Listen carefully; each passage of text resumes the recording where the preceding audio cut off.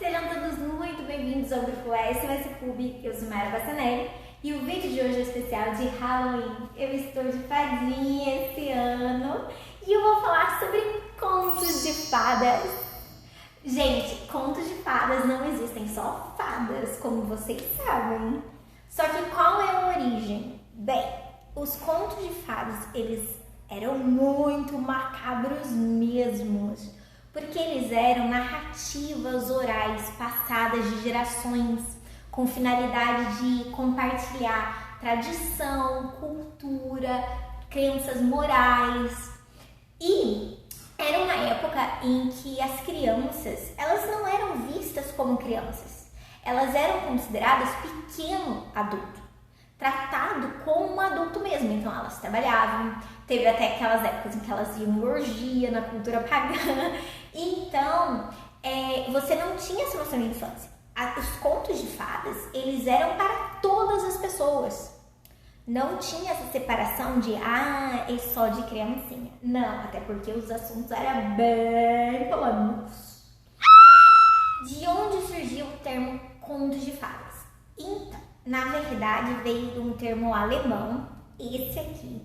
E essa palavrinha significa contos de fadas, narrativas orais, narrativas de encantamento, contos morais. E é nessa pegadinha de que são histórias encantadas, fantasiosas, onde vai ter transformação de personagens, onde vai ter personagens mágicos. Era contado oralmente,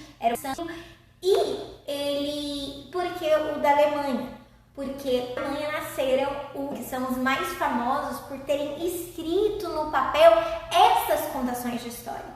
Eles não são os únicos, lógico que a gente tem outros nomes, mas eles são os mais famosos. E é a partir deles que a gente tem as versões fofinhas de criança. Qual foi a mudança que aconteceu para que as histórias, os contos de fadas se tornassem voltados para o público infantil? Vamos lá!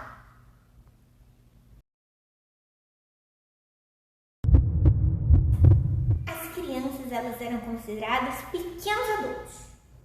Mas tiveram alguns filósofos que fizeram umas pesquisas e perceberam que as crianças, elas eram indivíduos diferentes dos adultos. Ela tinha consciência de que a criança, ela não podia mais ser tratada como adulto. Os contos de fadas, eles entraram bem na questão pedagógica. A gente precisa educar as crianças, a gente precisa trazer os valores morais, a gente precisa ensinar liçõezinhas para elas. Então, os contos de fadas foram um meio, foram uma nova roupagem para poder atender esse público pequenininho de idade, não tamanho, gente. Então, houve uma transformação da funcionalidade, não era mais algo, uma tradição oral passada de geração em geração para toda a comunidade. Ela começou a ser algo escrito com foco em educar as crianças.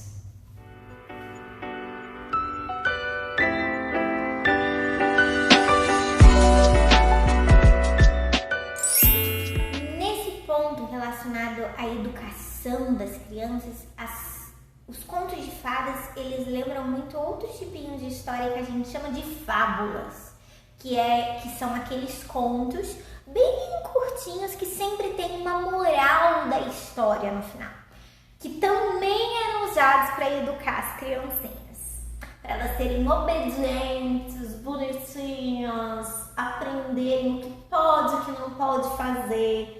Mas por que as fábulas e os contos de fadas têm nomes diferentes? Porque a fábula vem na moral da história, entendeu? Os contos de fadas não necessariamente. Pode ter uma ideia lá encurtida, mas teoricamente não é o objetivo principal do negócio.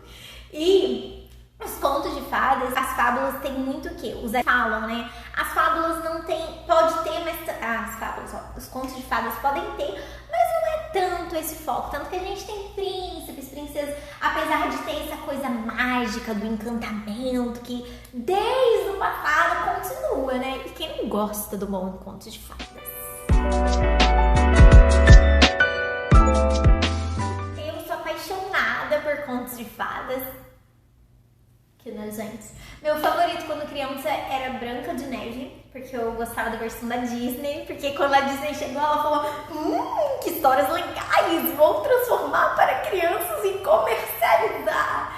E a minha favorita era Branca de Neve, só que quando eu conheci a verdadeira história do Branca de Neve, eu fiquei de queixo caído, porque você tá acostumado com a versão bonitinha. Não é, o príncipe não vem e a salva. Que nada, gente. Ele tem segundas intenções muito claras. A bruxa, como ela acaba, colocam um sapato de ferro nela e ela tem que dançar a noite inteira, então o pé dela vai se corroendo com fogo. É umas coisas muito macabras. Só que eu gosto tanto da versão original quanto as versões da Disney. Eu sou em pró tudo, né? Eu gosto de tudo. Gosto do macabrinho ali. E eu também gosto das versões da Disney que são fofuchas, porque a gente precisa de doçura na vida também. E eu gosto das versões novas em que falam que são bem uma pegada feminista. Não sei se vocês viram.